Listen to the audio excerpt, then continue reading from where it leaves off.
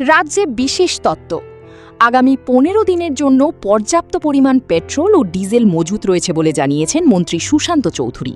পাশাপাশি খাদ্য সামগ্রীর পরিস্থিতি নিয়েও সাংবাদিক সম্মেলনে বিস্তারিত তথ্য তুলে ধরা হয়। তিনি জানান, সরবরাহ ব্যবস্থা স্বাভাবিক এবং জনগণকে আতঙ্কিত না হওয়ার আহ্বান জানানো হয়। সকল এসডিএমকে নির্দেশ দেওয়া হয়েছে যাতে কোনোভাবেই কালোবাজারে পেট্রোল ও ডিজেল বিক্রি না হয় মাইকিং করতে। এ ধরনের অনিয়মের তথ্য পাওয়া গেলে কঠোর আইনগত ব্যবস্থা গ্রহণ করা হবে বলে সতর্ক করল প্রশাসন। বাজার পরিস্থিতি নিয়মিত নজরদারিতে রাখতে হবে এবং প্রয়োজনীয় পদক্ষেপ নিতে হবে।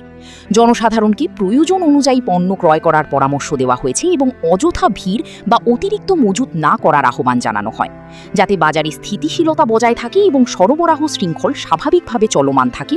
প্রশাসনের পক্ষ থেকে নিরবিচ্ছিন্নভাবে পরিস্থিতি পর্যবেক্ষণ করার অত্যন্ত জরুরি বলে জানায় মন্ত্রী সুশান্ত, এবং দ্রুত ব্যবস্থা গ্রহণ করা হবে প্রয়োজনে।